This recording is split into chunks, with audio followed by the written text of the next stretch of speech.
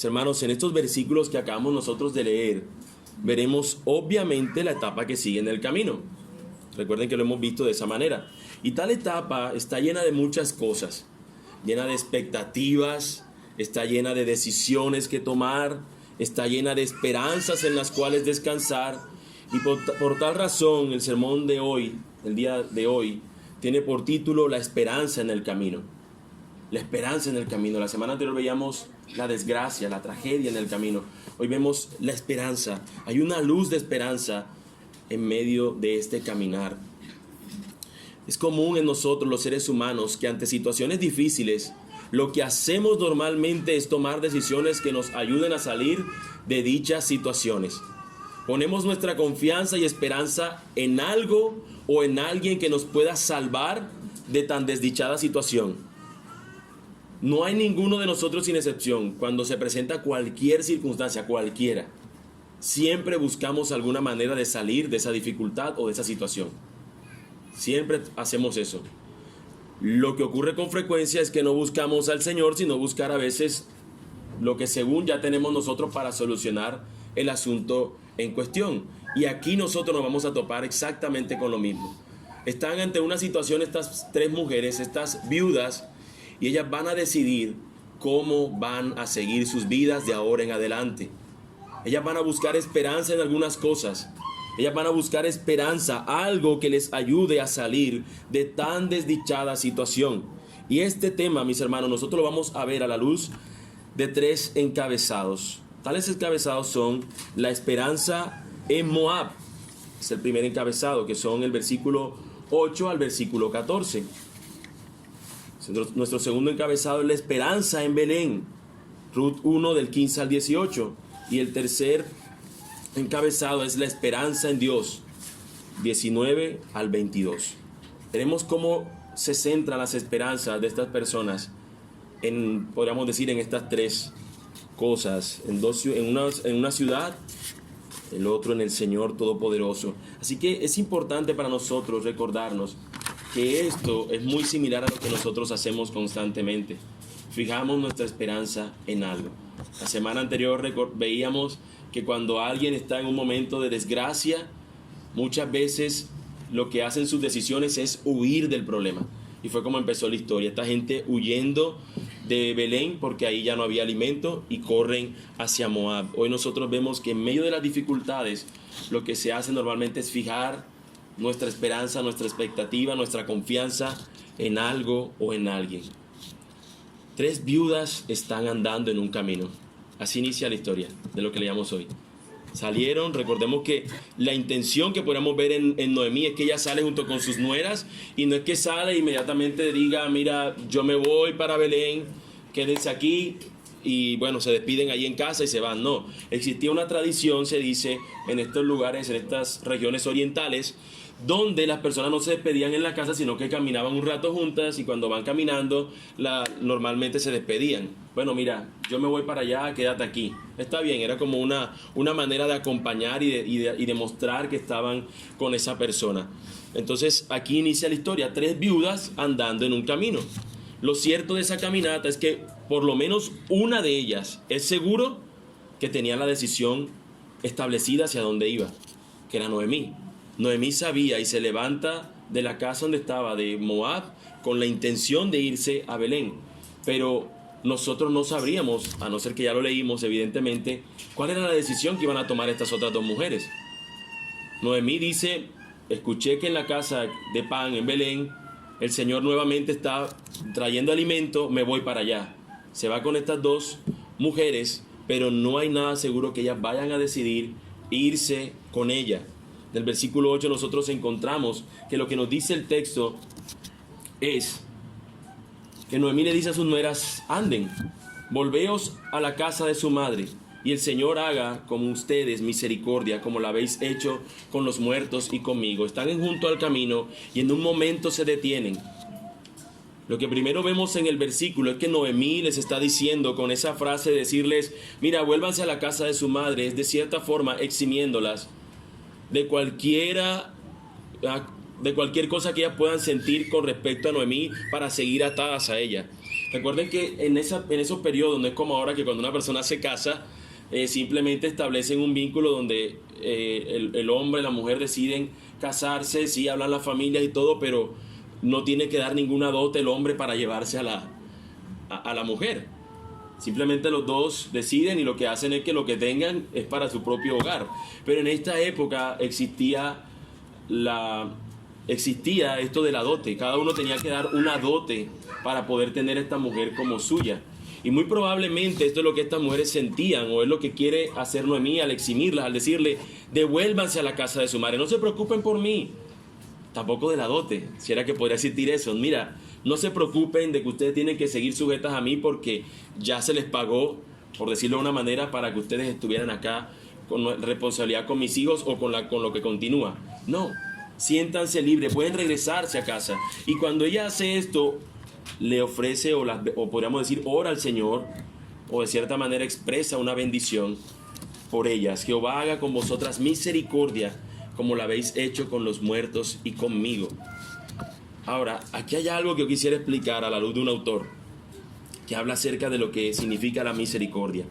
El hebreo Gesed se traduce a menudo misericordia e incluye acciones y actitudes más allá de una obligación o de una cortesía. La palabra describe una petición hecha a una persona superior por algo acordado de antemano en este caso. ¿Cuál es eso a lo que pudo apelar Noemí de antemano?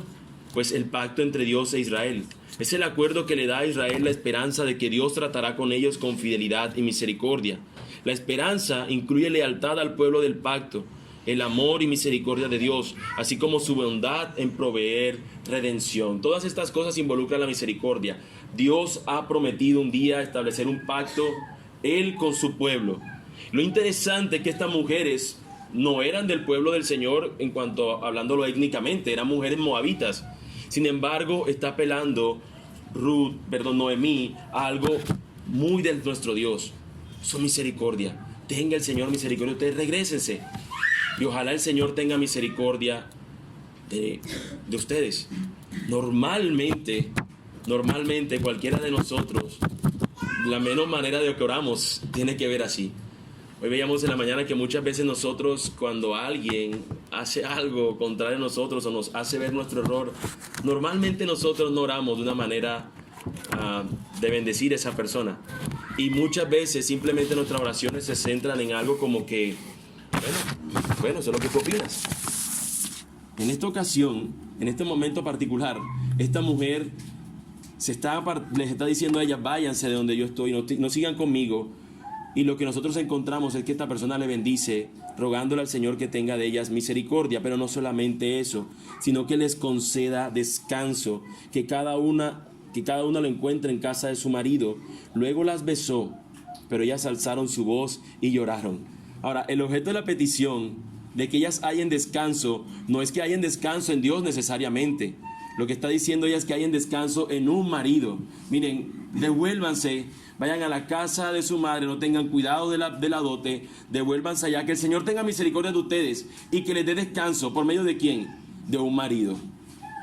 Y esto, mis amados amigos y hermanos solteros que están acá, no hay nada más peligroso para nuestras mentes que pensar que un marido nos va a dar a nosotros descanso, que una mujer te va a dar descanso, una esposa o un esposo. Tu identidad no puede estar en esa persona. Tu identidad no puede estar en ella, te va a fallar. Créelo. En serio es así. La identidad de mi esposa no puede estar en mí, debe estar en el Señor, en su Señor, en nuestro Dios. Allí donde debe estar nuestra mirada, nuestra esperanza. Pero esta mujer está colocando su esperanza en Moab. Y lo que pueden encontrar ellas es Moab. Devuélvanse a Moab.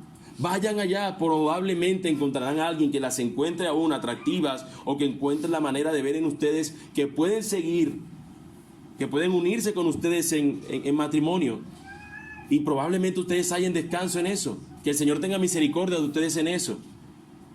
Y nosotros en nuestra mente tendemos a pensar de esa manera: cuando me case, ya se acabará X problema, se acabará X situación, pero no es así, no ocurre así.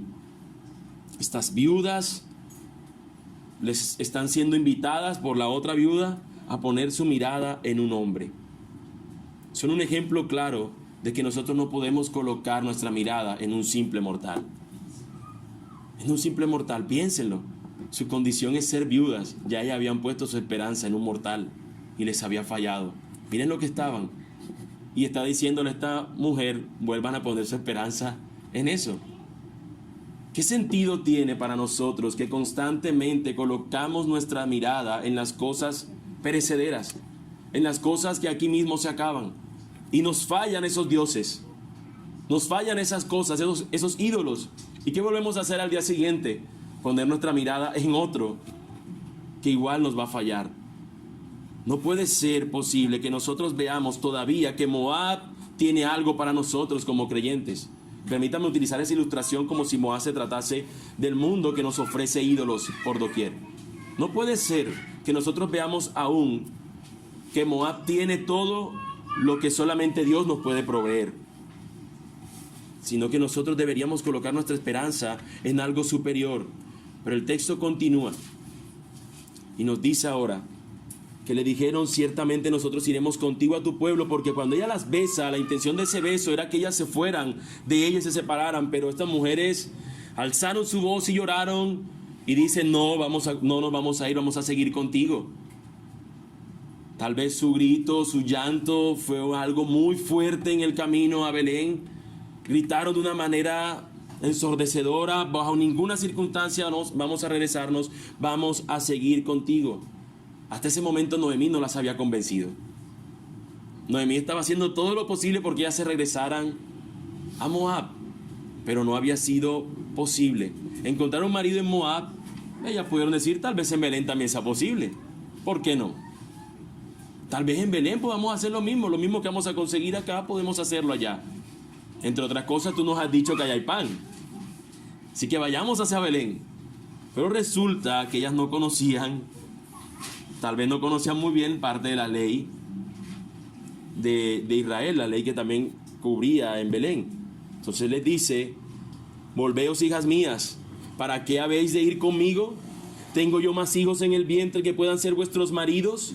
Volveos, hijas mías, e idos, porque yo ya soy vieja para tener marido. Y aunque dijese: esperanza tengo, y esta noche estuviese con marido, y aún diese a luz hijos, ¿habíais vosotras de esperarlos hasta que fuesen grandes? ¿Habíais de quedaros sin casar por amor a ellos? No, hijas mías, ¿qué mayor amargura tengo yo que vosotras? Pues la mano de Jehová ha salido contra mí. Cualquiera de nosotros dice: ¿qué está diciendo aquí Noemí? Esto es absurdo. ¿Cómo que estas muchachas van a estar acá? Al final ya son solteras, son viudas, están disponibles, porque tienen que esperar ahora que esta mujer llegara a casarse, probablemente tener un hijo, esperar que ese hijo crezca a una edad suficiente para casarse, y luego alguna de ellas esperar todo ese tiempo para casarse con alguno de ellos. ¿Por qué? ¿Por qué tendría que pasar eso? Bueno, hermanos, esto es importante, que sepamos el porqué de eso, porque eso va a ser lo que va a terminar hilando más adelante el encuentro con el Redentor. La manera como se expresa Noemí hace referencia al llamado matrimonio por levirato. Este matrimonio consistía en que el hermano del fallecido se casaba con la viuda para darle heredero a su hermano. Permítame leer dónde está consignado tal matrimonio. Deuteronomio 25, del 5 al 10. Nos dice la palabra del Señor: cuando hermanos habitaren juntos y muriere alguno de ellos y no tuviere hijo, la mujer del muerto no se casará fuera con otro hombre extraño. Su cuñado se llegará a ella y la tomará por su mujer y hará con ella parentesco. Y el primogénito que ella diere a luz sucederá en el nombre de su hermano muerto, para que el nombre de éste no sea borrado de Israel. Y si el hombre no quisiere tomar a su cuñada, irá entonces su cuñada a la puerta a los ancianos y dirá: mi cuñado no quiere suscitar nombre en Israel a su hermano, no quiere emparentar conmigo. Entonces los ancianos de aquella ciudad lo harán venir y hablarán con él, y si él se levantare y dijere: no quiero tomarla, se acercará entonces su cuñada a él delante de los ancianos, y le quitará el calzado del pie, y escupirá en el rostro, y hablará y dirá: así será hecho al varón que no quiere edificar la casa de su hermano, y se le dará este nombre en Israel: la casa del descalzado.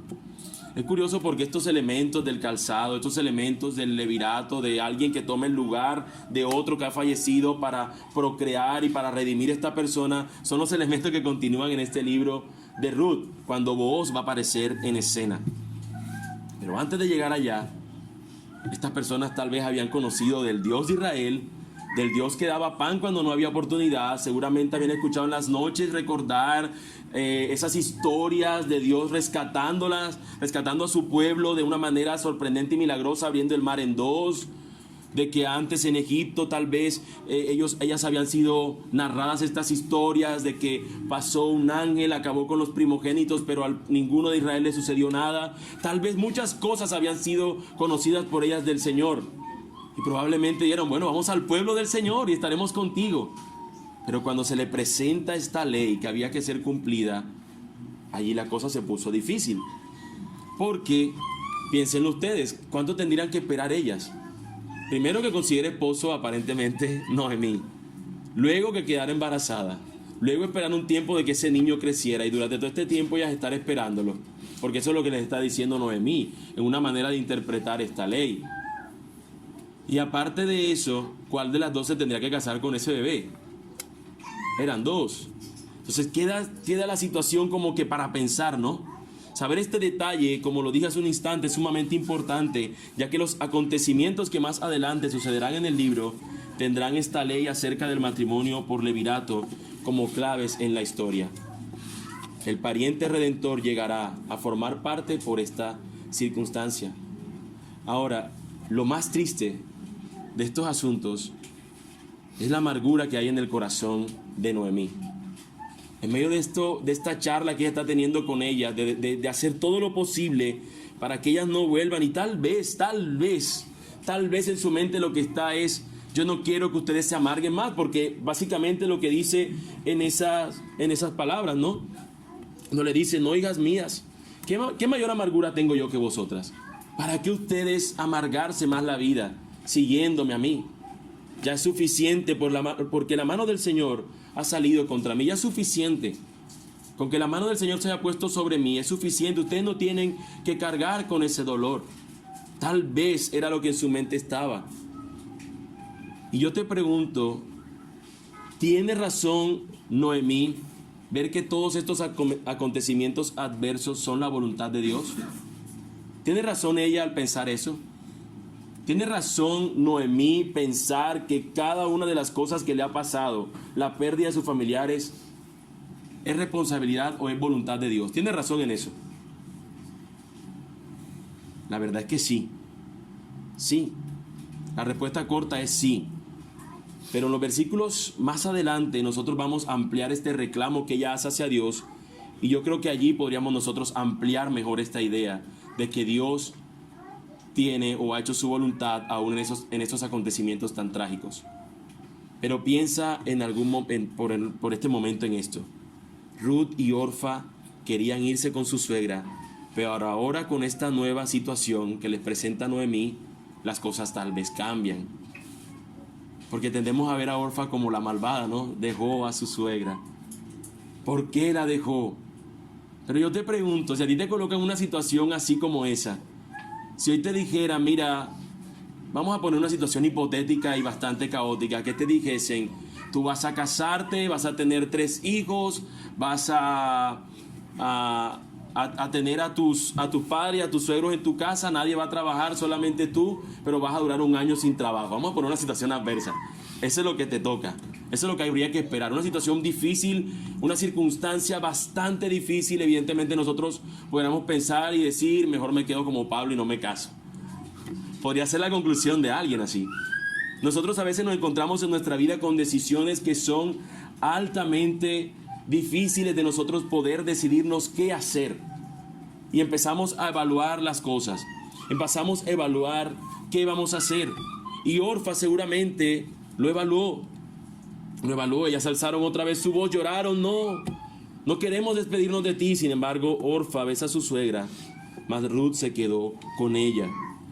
Veamos lo que yo considero el porqué de su decisión. No tengo que pagar devolución de dote. Veamos las cosas que le ayudaron a la decisión, ¿no? Tal vez. Su suegra oró para que ella tuviera misericordia, para que el Señor tuviera misericordia de ella.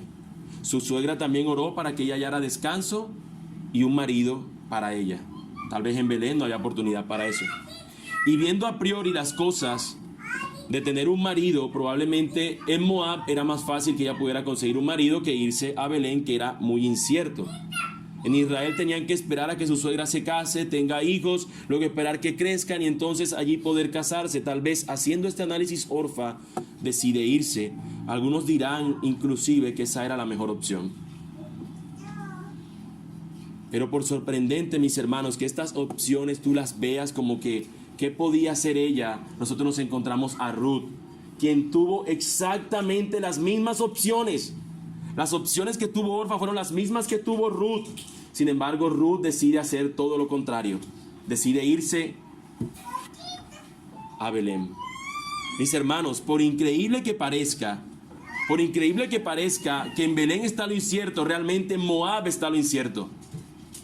Porque en el versículo siguiente nosotros vamos a leer que Noemí le dice a Ruth: vete con ella, vete con Orfa y sigue a tus dioses. Vete con ella allá donde están los otros dioses. Pero Ruth decidió a donde está el verdadero y único Dios, nuestro Señor. Realmente quien decidió por lo incierto fue Orfa. Realmente quien decidió por lo que no hay realmente nada seguro fue Orfa. Ella decidió irse a Moab, mientras que Ruth decide irse con su suegra a Belén. ¿Por qué?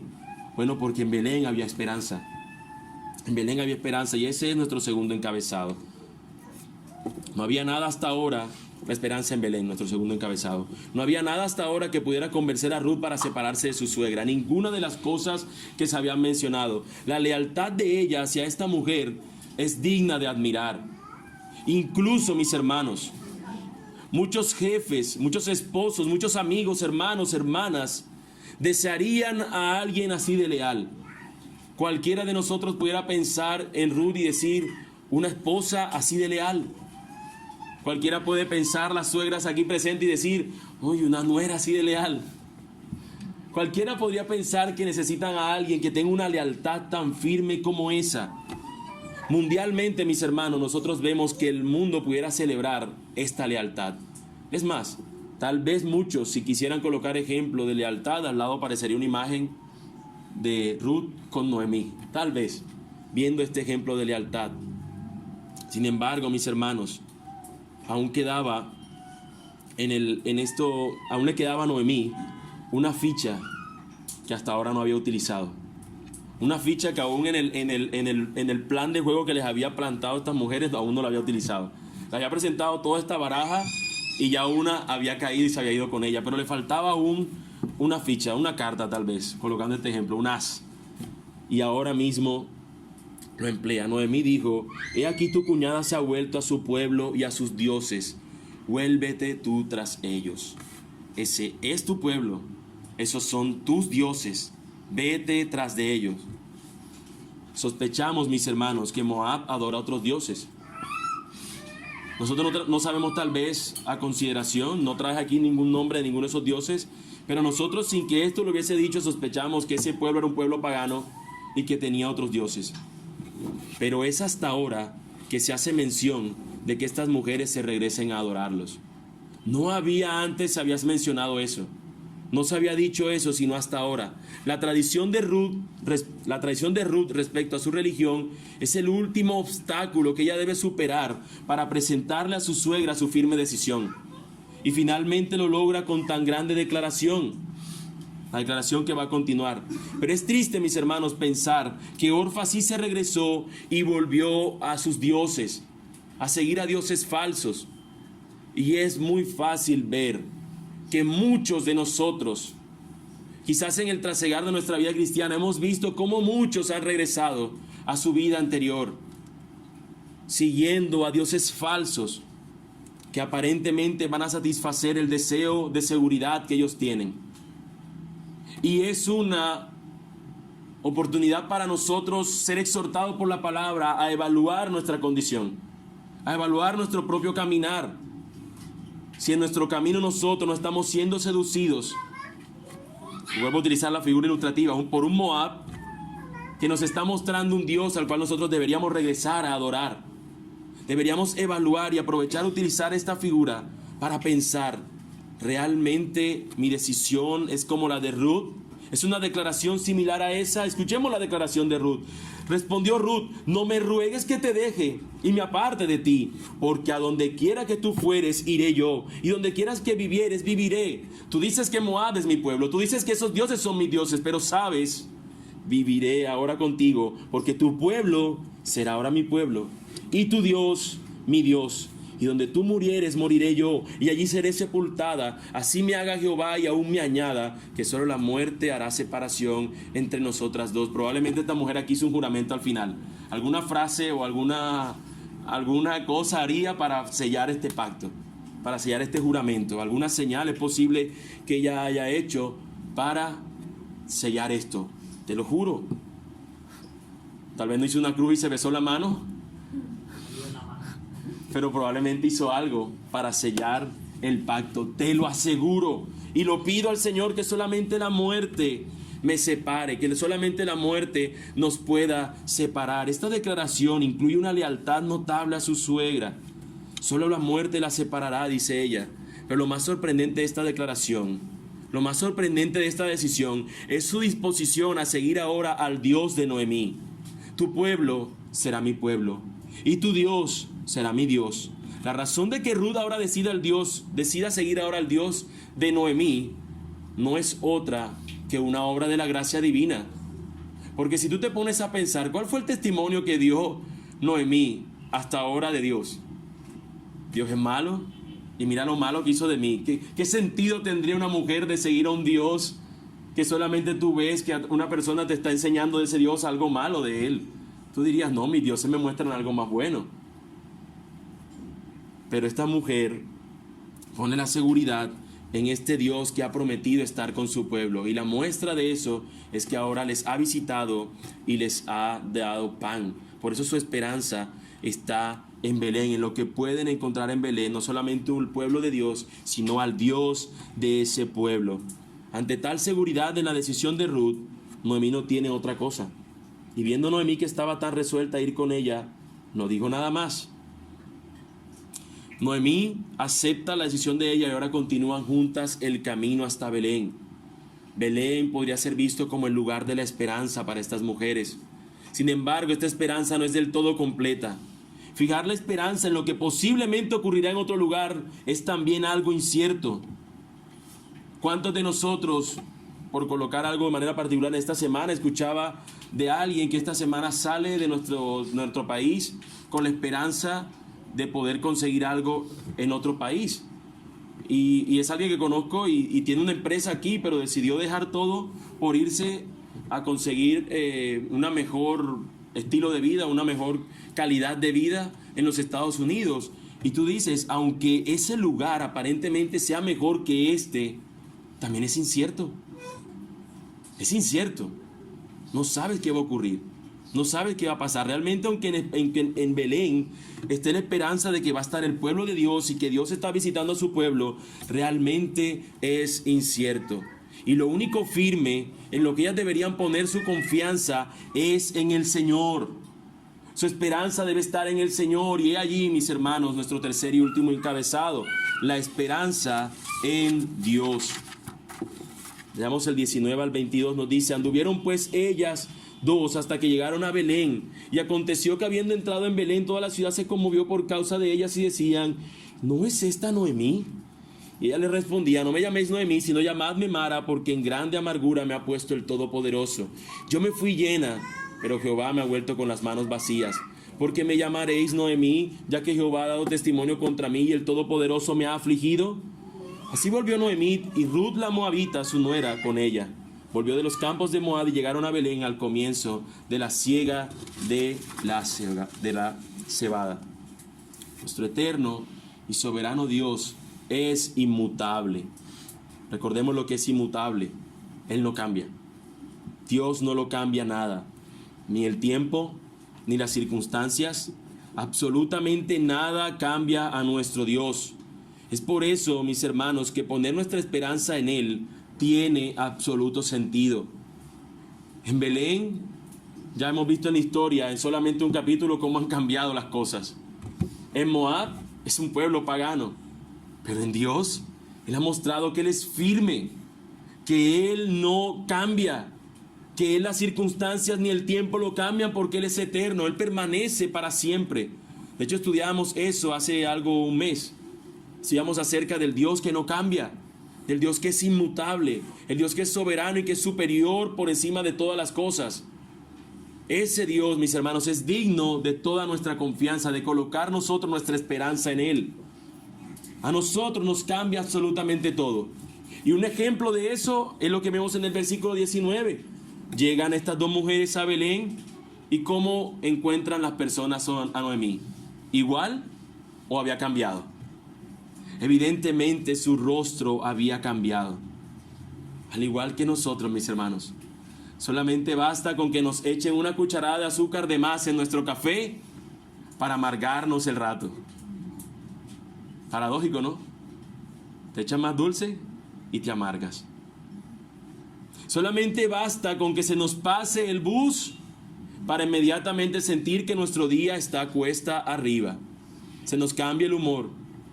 Nosotros solemos ser así, mis hermanos. Ahora imagínate a una mujer que sufre la pérdida de su esposo y de sus dos hijos. ¿Cómo estará su rostro? Y si le sumas a eso que estas personas tenían más de 10 años de no ver a Noemí, y sumado a la amargura que había en su corazón por esta trágica situación, ¿cómo estará el rostro de transformado de Noemí? Por eso cuando la ven, las personas dicen, ¿esa no es Noemí? Y también sabemos que las personas, incluyéndonos nosotros, somos expertos en ser prudentes.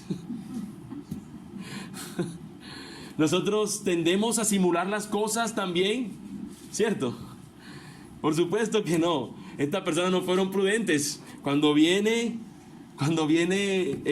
Noemí, empiezan a susurrar, empiezan a hablar y empiezan a decir, ¿no es esa Noemí? Oye, qué cambiada está, qué acabada está. No está aquí en el texto, pero yo me imagino que el acabado que nosotros utilizamos, ellos utilizaron el de su época, en su idioma. Qué acabada está Noemí. ¿Cómo le han entrado los años? Wow, qué dolor, qué sufrimiento. Y Noemí, como cualquier persona en un estado de amargura, le añade más limón y más sal y más cosa triste a su vida. Cuando las personas están y tienden a estar en dolor, en vez de buscar soluciones o ver la esperanza que hay, y evidentemente en el Señor, lo que más hacen es ver su sufrimiento y seguir llorando y amargándose más. Y esto es un ejemplo en Noemí. Ella le responde, no me llamen Noemí, sino llámenme Mara, porque en grande amargura me ha puesto el Todopoderoso. Yo me fui llena, pero Jehová me ha vuelto con las manos vacías. ¿Por qué me llamaréis Noemí? Ya que Jehová ha dado testimonio contra mí y el Todopoderoso me ha afligido. Mis hermanos, tal vez en sus Biblias lo tienen, en una letrica pequeña hacia abajo, en la parte baja. Pero si no, permítanme decirle que esta mujer utiliza un juego de palabras aquí. Ella dice, no me llamen Noemí. Decíamos la semana anterior que Noemí significa placentera, una mujer de gozo, una mujer que está radiante, que está feliz. ¿Por qué me van a llamar radiante, feliz? Llámenme mejor Mara, que Mara significa amargura, amarga, amargada. Ese nombre me queda a mí mejor. Ese nombre es más acorde con lo que yo estoy sintiendo. Y sumado al deseo de que ella quiere que la llamen como por la sensación que ella tiene, por el sentimiento que ella está experimentando, sumado a esto ella culpa al Señor por su desgracia. Y usa la ironía para ello, que es lo más lamentable. Es irónica en la declaración que dice acerca del Señor. Ella dice lo siguiente, el Todopoderoso me ha puesto en esta situación. ¿Por qué ustedes tienen que llamarme Noemí si Jehová ha dado testimonio contra mí y el Todopoderoso me ha afligido? El término hebreo que ella utiliza aquí para referirse al Señor es el término Shaddai, que se puede o que se traduce literalmente como el Dios de las montañas, el Dios que está grande, que está por encima de todo, pero que nosotros continuamente lo encontramos en nuestras escrituras, en nuestro idioma, como el Dios Todopoderoso. Shaddai, se traduce como el Dios Todopoderoso. Así que piénsenlo, el Dios superior a todos, el Dios de las montañas, el Dios poderoso, el Dios todopoderoso. Mira dónde está su poder. Mira cómo me hace sufrir. Mira cómo me llena de amargura. Es irónico lo que ella está diciendo. Aunque es cierto que detrás de todo, mis hermanos, está el Señor, y por más descabellado que parezca la expresión que ella está diciendo de que Dios ha obrado en esta situación, es cierto, porque Dios está en control de todo. Nosotros no tenemos que defender a Dios en esto. Dios es soberano, mis hermanos, lo hemos visto. Dios es soberano por encima de todo, y aún con la muerte de estos seres queridos, Dios está usando todas estas circunstancias conforme a su voluntad. No podemos sacar a Dios de la ecuación, porque si lo sacamos, entonces ¿para qué buscarlo cuando estamos en esa situación? No tendría sentido, no tendría mayor sentido. Aunque suene descabellado, es cierto, pero lo que no podemos, mis hermanos, nosotros hacer al igual que esta mujer, es utilizar la ironía en contra de nuestro Dios. ¿Acaso no ha mostrado Él ser lo suficientemente bueno? Demostrarte su amor por ti al haber entregado a su Hijo unigénito para morir por ti, quien no lo merecías. ¿Acaso no ha demostrado el Señor suficiente amor al obrar en ti para cambiarte y hacer de ti una nueva creación? ¿Acaso no ha mostrado el Señor suficiente amor en esas cosas para que nosotros, ante la adversidad de este mundo temporal, volteemos nuestra mirada hacia Él en un tono de reclamo y en un tono de soberbia o de altivez, o en un tono irónico de decir, sí, Él es el Todopoderoso, pero mira lo que ha hecho ese Todopoderoso? Solemos ver a nuestro alrededor que Dios tiene la culpa de lo malo que me pasa, y ahora yo debo cambiar eso. Dios hizo esto malo, ahora me toca a mí arreglar lo malo que hizo Dios. Debemos dejar de pensar en eso, y aquellos que piensan así, hacerles ver que nuestro Dios es bueno, y lo es en gran manera. Debemos correr hacia Él. A pesar de lo que acabe de pasar, nosotros deberíamos correr hacia Él, porque Él sabe por qué hace las cosas. Es un dicho muy popular que nosotros usamos. Dios sabe por qué hace las cosas, pero a veces cuando usamos esa frase, realmente no lo estamos diciendo en tono de confianza. Se puede decir esa frase también en tono irónico, en tono de despreciar lo que Dios tal vez está haciendo. Pero mis hermanos, lo que nosotros deberíamos realmente hallar descanso y esperanza es en este hecho, que a pesar de la circunstancia, Dios ha prometido estar con su pueblo y ha prometido guardar y proteger a su pueblo. Y eso es lo que está ocurriendo aquí.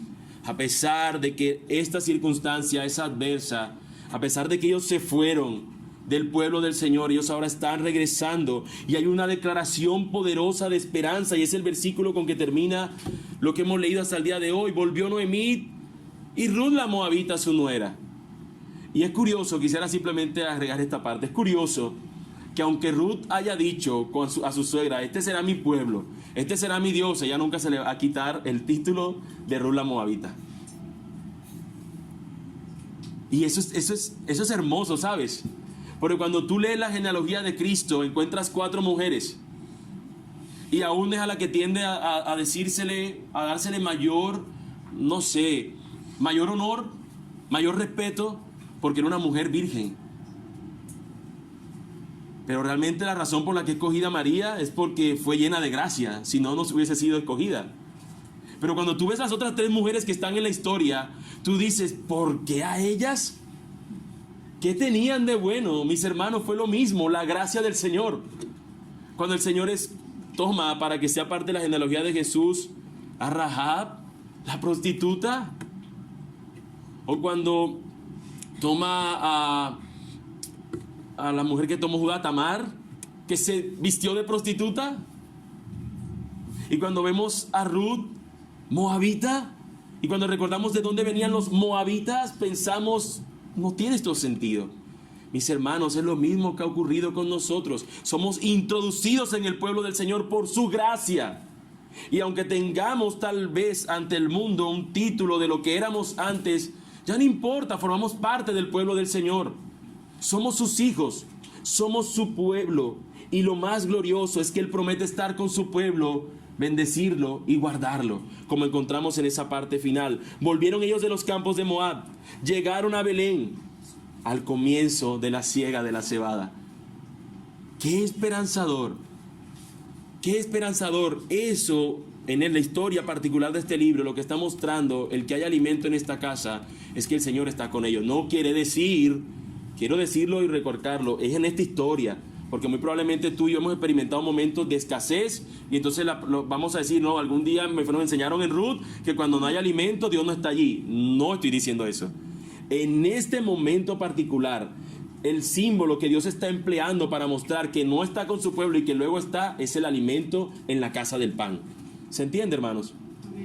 Dios no estuvo con ellos. ¿Cómo lo experimentan ellos? No hay alimento en la casa del pan. Vuelven a Belén, ahora hay alimento. Es Dios mostrando que está visitando a su pueblo. En este ejemplo en particular, podemos nosotros, mis hermanos, afirmar entonces esto: que Dios ha visitado a su pueblo, y la manera de verlos es a través de que el hambre está siendo saciada. El hambre con la que comenzó esta historia ahora está siendo saciada. Y de la misma manera nosotros podemos ver que el Señor está obrando en nuestras vidas para saciar nuestra hambre con un pan que sobrepasa cualquier pan, y ese pan es Jesús, quien nació también en Belén, en la casa del pan, casa que no proveía para las personas simplemente un pan de cebada, sino que es el pan que da alimento eterno, nuestro Dios. Este Dios, mis hermanos, es digno de ser nuestra esperanza. Él ha obrado en esta historia conforme a su voluntad, y es seguro que en la nuestra también lo está haciendo. No solamente en la historia de estas mujeres, seguro en nosotros también lo está haciendo. Tu esperanza no debe estar en Moab, no debe estar en otros dioses. Tu esperanza no debe estar también en Belén, como el pueblo. Formo parte del pueblo de Dios y simplemente me llegarán las cosas por inercia. O simplemente las cosas se encargará el Señor porque sí. No, nuestra esperanza debe estar fijada en nuestro Dios, que controla todas las cosas y quien obra conforme a su voluntad. ¿Acaso no te has sentido tú alguna vez que estando en la iglesia, cuando viene una circunstancia difícil, te sientes abrumado, como que no tienes esperanza? Y tal vez la razón sea porque has puesto tu esperanza en estos elementos que tenemos acá y no en el Dios que venimos a adorar. Tal vez sienta, pero ya estoy yendo a la iglesia, estoy cantando, estoy leyendo la Biblia. ¿Por qué me pasan estas cosas? Porque siento que no tengo esperanza. Y tal vez sea porque tu esperanza la has colocado en cosas que, por más que sean buenas, no debes fijar en ellas tu confianza, sino en nuestro Dios. Ruth y Noemí están en una tierra que prácticamente no la conocen, ni ellas, y la gente casi ni las conoce. Ellas ahora están en esa tierra. Pero la historia termina haciéndonos conocer, tras su llegada, tras este momento específico, que no solamente hay un mar de incertidumbre en cuanto a su futuro, sino que nosotros podemos ver que Dios está obrando, trayendo alimento a esta ciudad. ¿Qué pasará con ellas? ¿Cómo continuará la historia? El Señor soberano está obrando en eso. Y lo que sabemos es que todo esto que Él está haciendo es para hacer necesario en sus vidas la necesidad de un Redentor.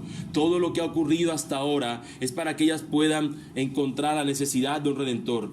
De alguien que ocupe el lugar del marido fallecido. Alguien que esté dispuesto a pagar el precio, a sacrificarse para salvarlas a ellas. Alguien que esté dispuesto a tomar el lugar de otro para poder redimirlas. Toda esta historia, mis hermanos, está llena de ese elemento, de un elemento que las conduce al Redentor. Pero mientras eso ocurre, ellas deberán tener esperanza en el Señor, su Salvador. Y yo te pregunto, hermano y amigo, ¿puedes ver eso tú en tu vida hoy? ¿Puedes decir con toda seguridad que tú tienes tu esperanza puesta en Dios? ¿Que Él está obrando en la historia de tu vida? ¿Que Él está mostrándote a ti, al igual que estas mujeres, la necesidad que tienes del Redentor? ¿Puedes tú alabar al Señor y decir, gracias Dios, porque lo que estoy viviendo, tú lo usas, Señor, como camino a Cristo, como regresarme a mí a Cristo? Lo que hablamos normalmente, predicarnos el Evangelio una vez más, todos los días. Este Redentor, mis amados hermanos, mis amigos, ya vino aquí hace mucho tiempo atrás, se encarnó y habitó entre nosotros. se encarnó y nace precisamente en ese pueblito tan pequeño, Belén, en esa casa del pan. Y ahora lo que se espera es que si tú ya has puesto tu confianza en Él como tu Salvador, sigas confiando en que Él te sostendrá hasta el fin. Pero si tú aquí te encuentras sin haber rendido tu vida en arrepentimiento y fe ante este Redentor, no esperes más. Ve a Él ahora. Te aseguro que no hay esperanza, te aseguro que no hay esperanza en nada ni nadie fuera de Él. Ve a Cristo, mi amigo, y ve ahora. Oremos.